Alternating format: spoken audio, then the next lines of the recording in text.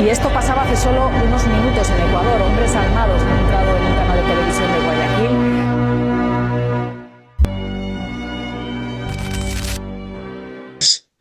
Hola, ¿cómo están? Gracias por estar aquí nuevamente. Antes de comenzar, queremos contarle brevemente que este episodio fue grabado de manera virtual, ya que una compañera tiene problemas delicados de salud. Aún así, decidimos continuar con este espacio porque creemos que el tema en el que vamos a hablar y vamos a tratar es importante y bastante necesario actualmente, la verdad. Ya, miren, hay algo de lo que tenemos que hablar, algo que pasó en 2024 y que honestamente todavía cuesta procesar. Bueno, a mí me cuesta todavía, la verdad. No sé si a ustedes les pasará lo mismo. Los disturbios en las prisiones de Guayaquil fueron un punto de quiebre para Ecuador, donde el turismo y varias otras carreras pudieron verse afectadas.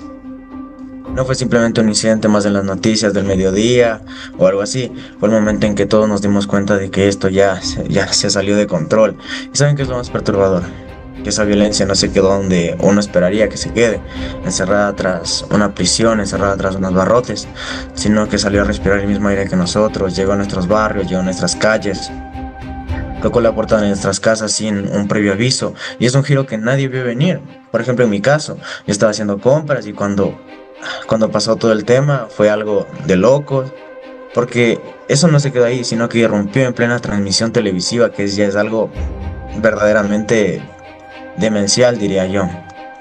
Por ejemplo, imagínense estar viendo las noticias tranquilamente y de pronto ver pasar personas armadas, entrando en un canal, amenazando a quienes solo están haciendo su trabajo, que es informar a nosotros.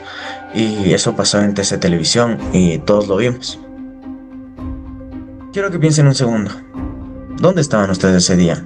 ¿En casa, en la universidad, en la familia, haciendo, no sé, alguna actividad?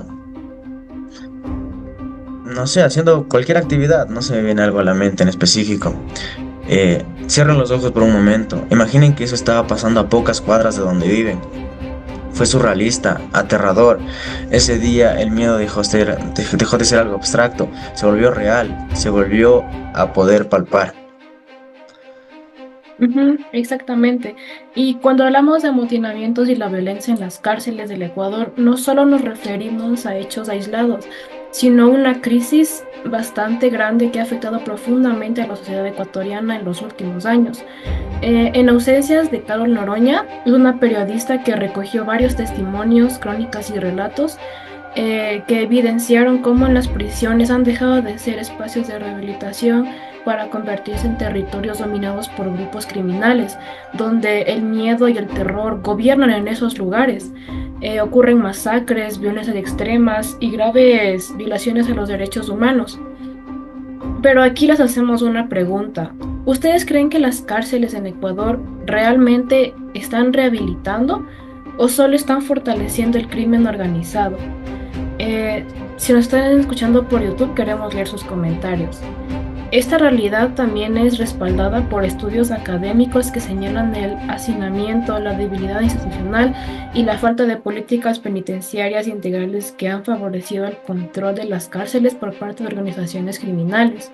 En el repositorio de la Universidad Andina de Simón Bolívar también advierten que la violencia carcelaria no solo afecta a las personas privadas de libertad, sino que también refleja una crisis amplia de la seguridad, justicia y derechos humanos en el país.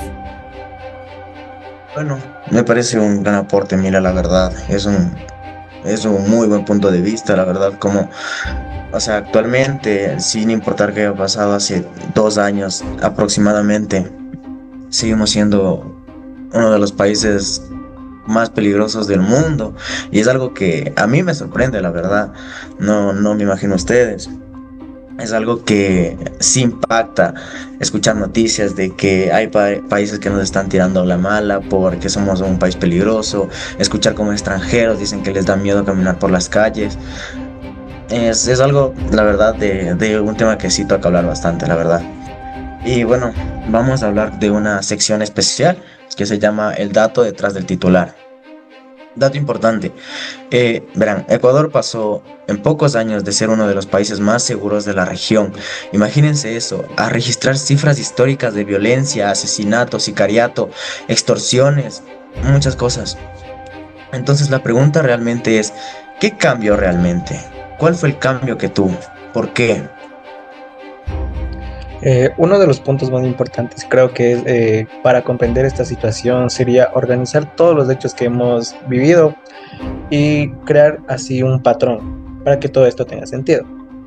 Eh, no solo serían los eventos sueltos, sino armar una estructura de violencia y que se alimenta de disputas de territorio entre bandas, ya sea dentro de las cárceles o fuera.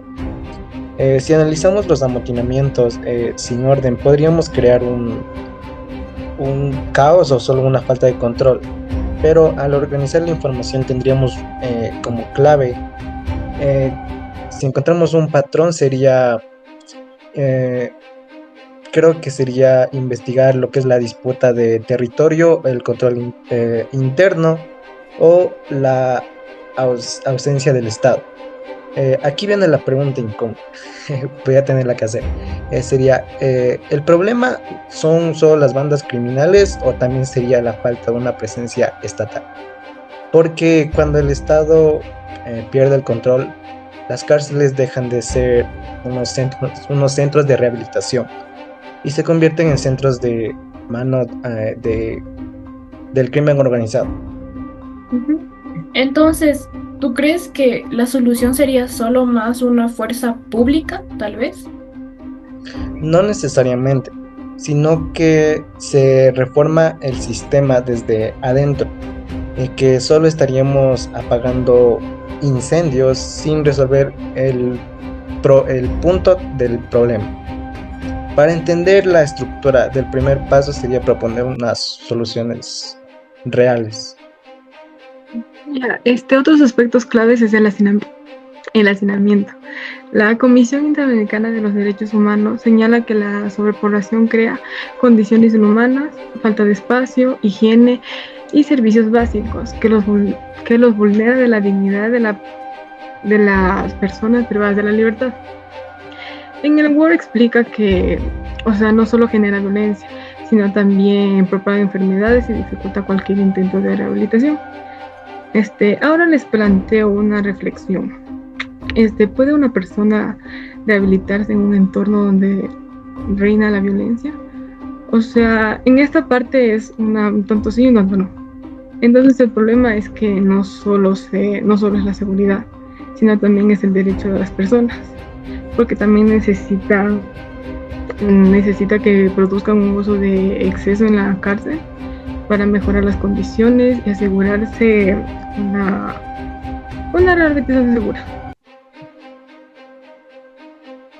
Saben que es difícil hablar de esto sin que se te haga un nudo en el estómago. Bueno, eso es de mi parte, no sé ustedes. Eso les dejo a pregunta suya y que ustedes mismos se respondan. No es solo la preocupación, es frustración, es impotencia. Porque lo que parecía lejano, de repente estaba ahí, en tiempo real, en nuestra pantalla.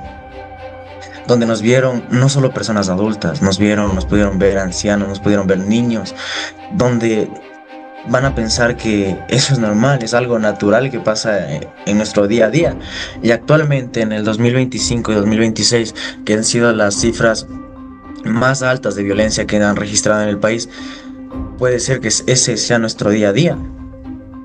Actualmente no sabemos si podemos salir caminando a la calle y nos pase algo, y no puede ser solo por cualquier cosa, sino por un intento de sicariato, una bala perdida, etcétera.